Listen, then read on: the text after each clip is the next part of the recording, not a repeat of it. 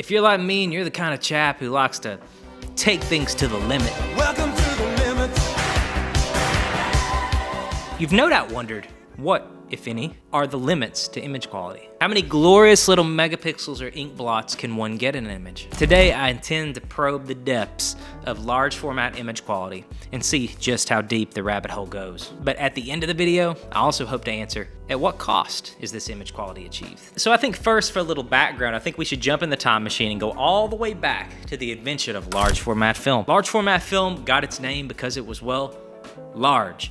But it wasn't always large. At one point, it was just regular. Yes, large format film was the original form of imaging. It wasn't until much later, with the introduction of much smaller formats, that large format was actually called large format, because it was relative to the new smaller formats. Large format film typically refers to any sort of film that's larger than 120 format.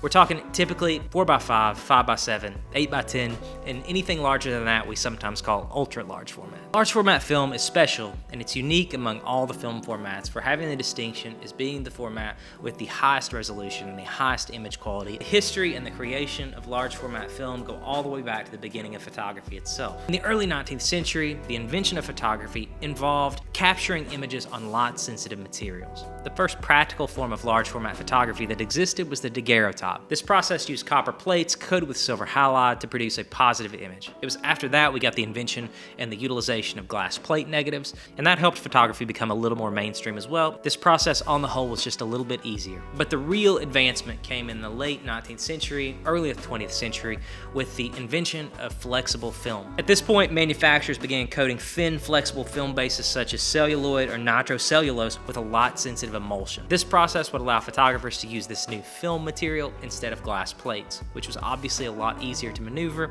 and it was able to be kept longer. Over time, large format kind of devolved into several different formats. As I talked about previously, 4x5, 5x7, and 8x10 being the most prominent. These different formats offered photographers a varying amount of control over composition, depth of field, and image quality. Large format film continued to be widely used into the 20th century, specifically with disciplines that valued resolution and clarity. We're talking landscape photography, architecture, those types of things. And even until today, with film photography generally declining in the 2010s due to the onset of digital photography, large format photography has continued to maintain a following of dedicated photographers who appreciate the unique qualities of the medium. And what qualities are those? Well, large format photography is not known for its speed, and I'll show some clips of my Intrepid camera here that I sometimes shoot. It's a big, boxy, kind of cumbersome thing. It takes a lot of setup to do each shot. So as you go out and you decide you're going to shoot an image, you have to actually unfold your camera, make sure that you've got everything lined up properly. You've got to adjust the settings, make sure your tilt and swing and all your movements are correct,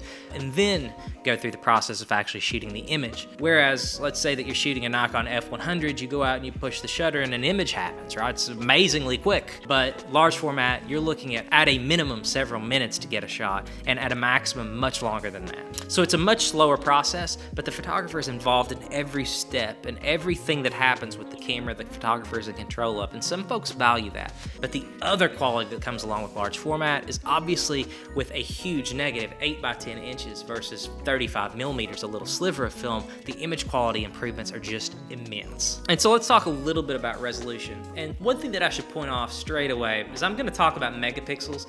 Film doesn't have megapixels. It has little globs of ink. So anytime we're talking megapixels, that image has had to be converted to digital in some form. And obviously some resolution is lost there. You're not looking at the resolution on the original image, you're looking at that image captured in some sort of digital way to give you a megapixel number. So let's don't get bogged down in the he said, she said as it relates to resolution. These numbers are just estimates. You're looking at anywhere between 50 and 200 megapixels per shot. And you're probably thinking, hey, Isaac, why does it vary so much? Why could it be 50? Why could it be 200 megapixels? That's a big difference. Well, it depends on the film stock that you use. If you're using an ISO 200, 400, 800 speed film, you're gonna be trading some of that resolution for speed. But if you're using something super sharp like Ektar 100, Velvia 50, one of those sharper film stocks, you're gonna end up with much higher resolutions. And that's without us even talking too much about microfilm yet. 5x7 images would be a little bit larger larger than that, that would be, let's say, 150 to 250 megapixels in that shot. And then 8x10 images, again, 8-inch by 10-inch, huge, just a huge negative. Routinely 300 to 500 megapixels is the number I hear thrown around. Those numbers represent approximate values, right? Like, it depends on the film stock, it depends on the lens that you're using, it depends on the scanning mechanism, it depends. Goodness gracious. But I'll post some examples on here that I've been able to scour from the internet to show you some examples of that resolution.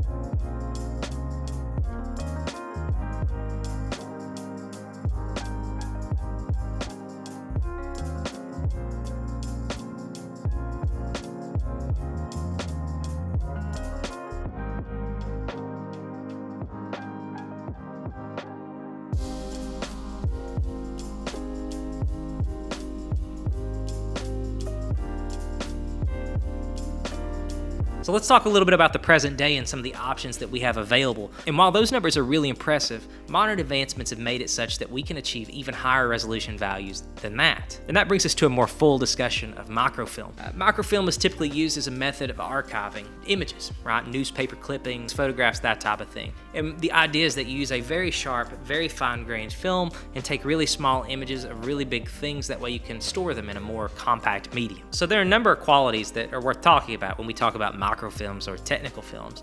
Number one is they have really high contrast, because lots of times these films are designed for reproducing documents, blacks and whites. Most of the time these films have really high contrast, which makes them challenging to use for normal photography, let's say. But the other quality associated with microfilms are their insane resolution. The figure that folks talk about when they talk about resolution of film is LLPM, lines per millimeter, and the resolution value that I hear quoted for microfilm is typically between 100 and 600 LLPM.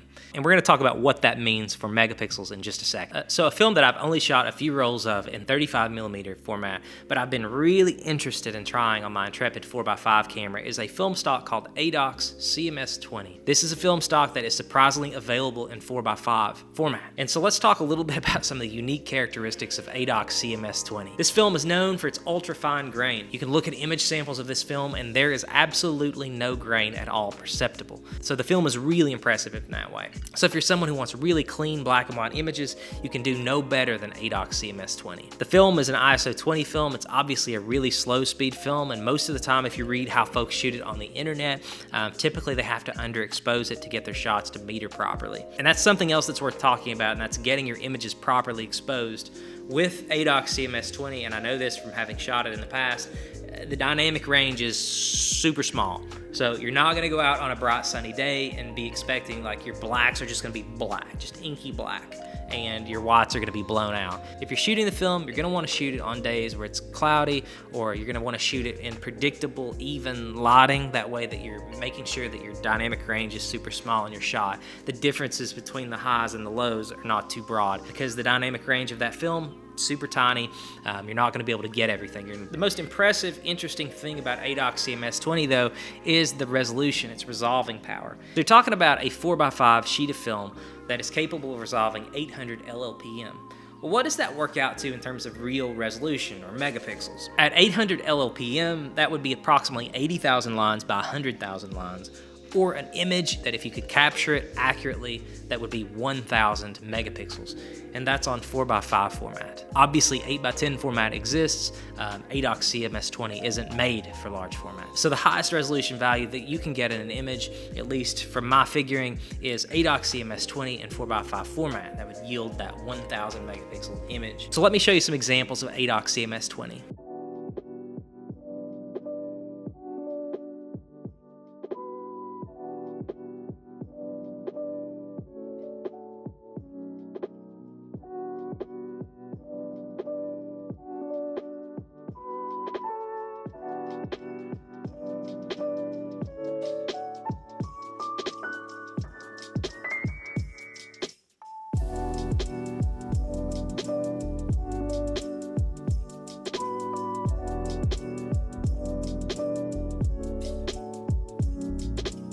All that's really cool.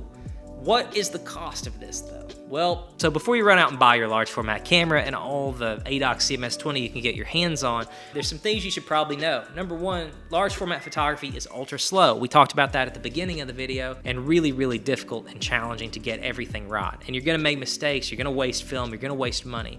It's another thing, all this stuff is expensive. Large format cameras are expensive, lenses are expensive, and this film is insanely expensive, without even considering the development cost. So that's something worth talking about as well. Now earlier I showed you some ADOX CMS20 images. Some of them are okay, but rarely are the ADOX CMS20 images any good. They're oftentimes way too contrasty. Say what you want about the detail and the lack of grain, but most of the time those ADOX images are just not really that good. So that's something that's worth thinking about here, is resolution is not ultimately the end-all be-all. Just because those images are really high resolution doesn't necessarily make them good images.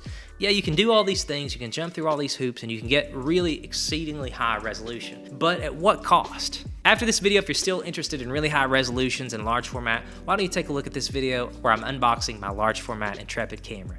But as always guys, thank you so much for watching, and if you could, subscribe before you go. Thanks.